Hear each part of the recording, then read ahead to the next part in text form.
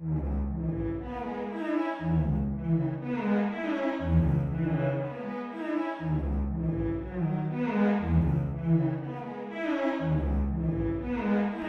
want to go down as a legend in the sport. I've wanted to do MMA since day one. You know, even before I started doing jiu-jitsu, I've always had a goal in mind of being at the very top of the game.